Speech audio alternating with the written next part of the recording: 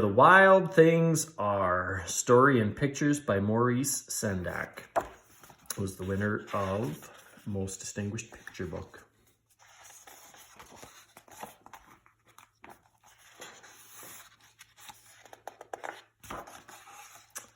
The night Max wore his wolf suit and made mischief of one kind and another.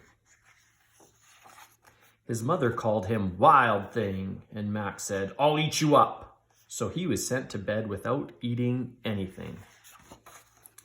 That very night in Max's room, a forest grew and grew and grew until his ceiling hung with vines and the walls became the world all around.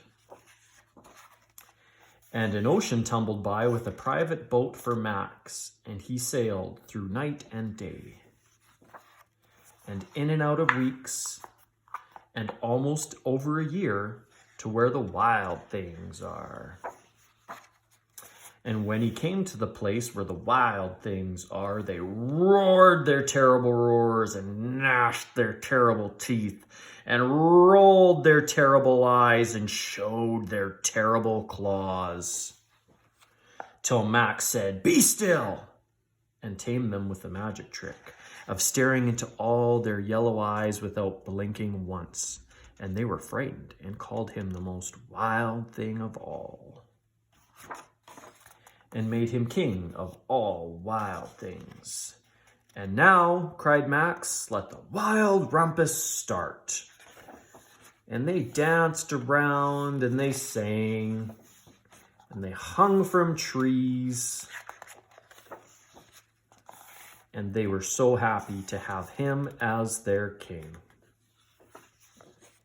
"Now stop," said Max, and sent the wild things off to bed without their supper. And Max, the king of all wild things, was lonely and wanted to be where someone loved him best of all.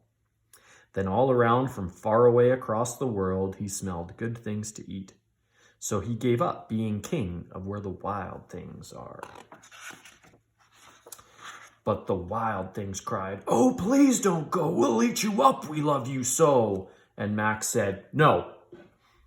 The wild things roared their terrible roars and gnashed their terrible teeth and rolled their terrible eyes and showed their terrible claws.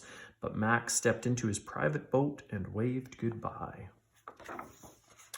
and sailed back over a year, and in and out of weeks, and through a day, and into the night of his very own room, where he found his supper waiting for him. And it was still hot. The end.